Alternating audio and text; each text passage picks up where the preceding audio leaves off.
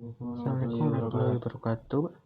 Saya Kurul Mubarak dengan NIM SSI 2023 03422. Pada kesempatan ini saya akan mempresentasikan hasil review paper saya, khususnya pada bagian kontribusi ilmiah yang mencakup novelty dan signifikat dari paper berjudul Smart Product Recommendation in E-commerce using the a priori algorithm for market basket analysis.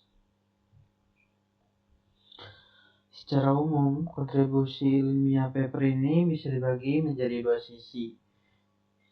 Di sisi kiri, ini adalah kontribusi utamanya, yaitu sistem rekomendasi produk yang dibangun secara end-to-end. Mulai dari analisis data sampai implementasi nyata di website e-commerce. Sistem ini juga bersifat dinamis,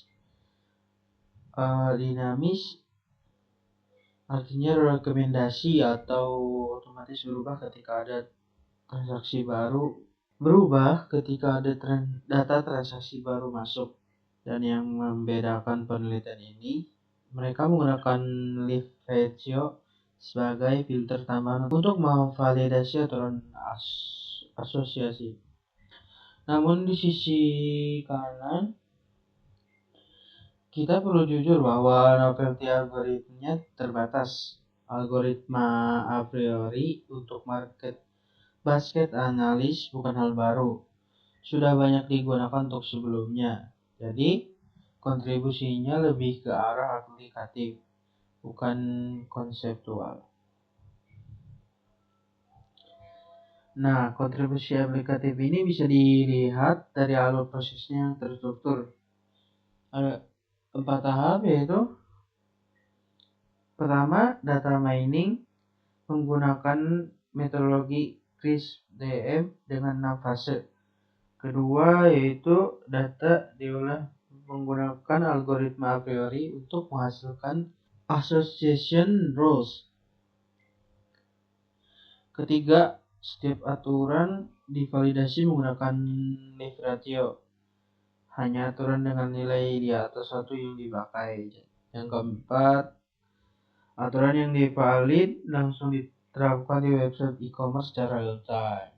Yang menjadi nilai lebih di sini adalah penelitian tidak berhenti di tataran teori. Mereka benar-benar mengimplementasikan sampai ke produk yang bisa dipakai. Salah satu kontribusi menarik dari penelitian ini adalah sistem yang berjalan secara dinamis. Sistem mengambil 5.000 transaction ID terakhir sebagai basis analis. Ketika ada 500 transaksi baru yang masuk, proses a priori dijalankan ulang secara otomatis, sehingga rekomendasi yang muncul selalu mengikuti tren penjualan terkini. Selain itu, sistem juga memiliki flashback mekanisme.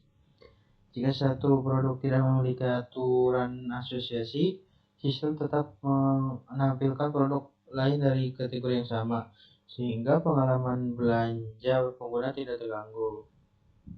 Untuk membuktikan bahwa aturan yang dihasilkan benar valid, peneliti menggunakan parameter lift ratio.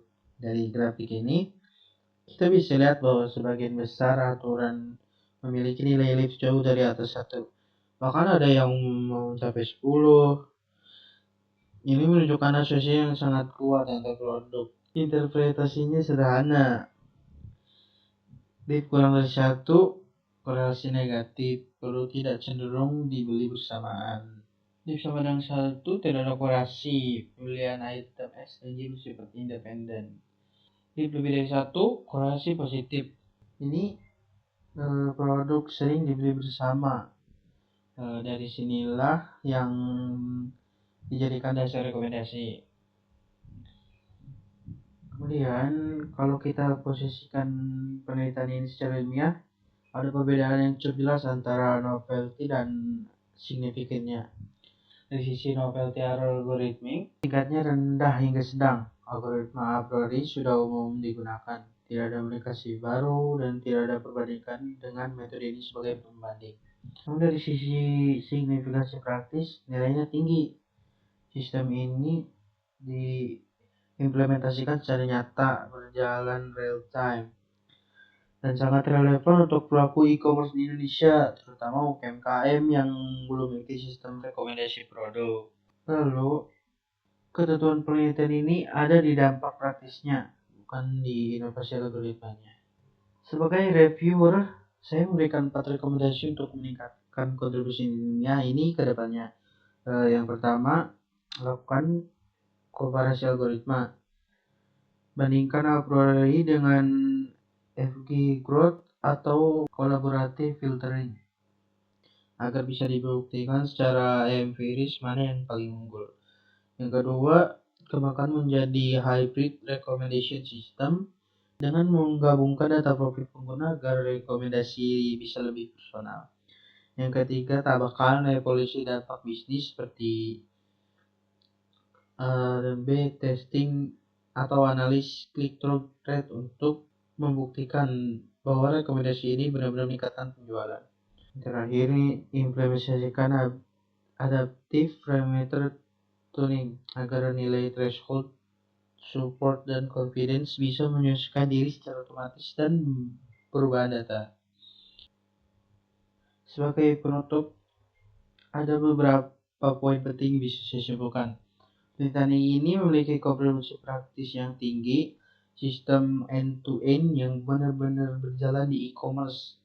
Pengguna live ratio sebagai validator juga menjadi kerangka kerja yang solid dan bisa diadopsi.